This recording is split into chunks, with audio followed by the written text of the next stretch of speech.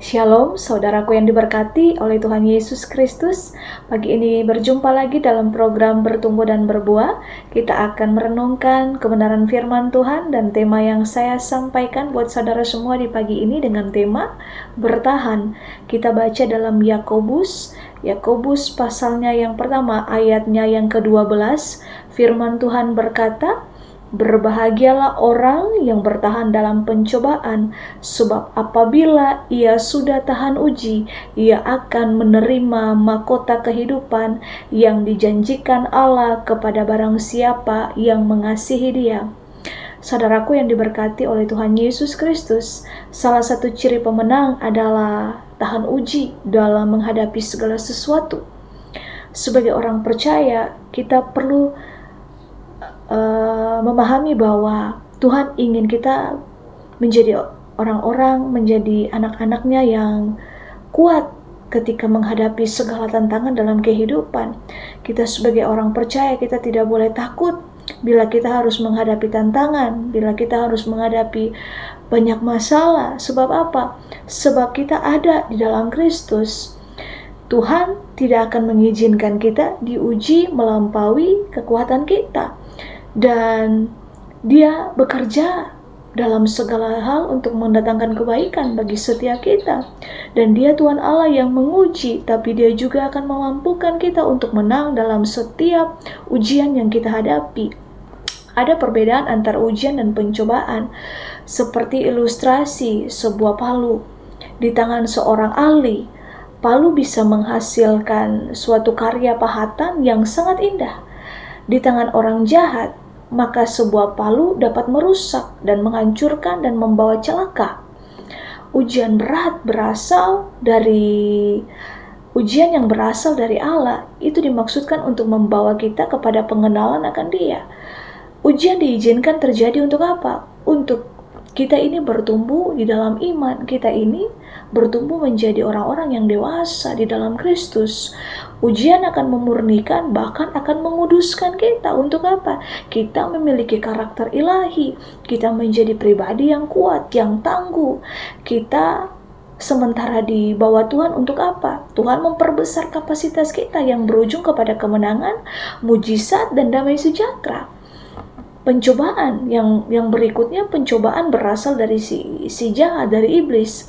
Itu dengan maksud itu memanfaatkan dan melemahkan keinginan daging secara mengintimidasi dan menghendakwa kita untuk menjauhkan kita dari kasih Allah. Dia akan berusaha untuk menghancurkan kita dengan berbagai cara, serta akan menjerat kita di dalam kekecewaan. Ujung-ujung apa? Kita akan jatuh dalam dosa dan berujung kebinasaan. Untuk itu mari kita harus memiliki cara pandang yang benar dalam kita menghadapi setiap tantangan, setiap kita menghadapi masalah. Jika mata kita tertuju kepada Tuhan, maka ujian iman kita itu akan mendatangkan berkat yang kekal bagi setiap kita. Dan mari, ketika Tuhan mengizinkan masalah itu terjadi dalam kehidupan kita, yang pertama-tama Tuhan itu sementara melatih kesabaran kita. Dia lagi melatih ketekunan dan ketahanan kita. Orang yang mengalami ujian iman dalam kehidupannya adalah orang yang berbahagia. Itu orang-orang yang diberkati. Disebut berbahagia itu karena apa? Karena itu adalah kesempatan untuk mengalami Tuhan dan mengalami firman-Nya.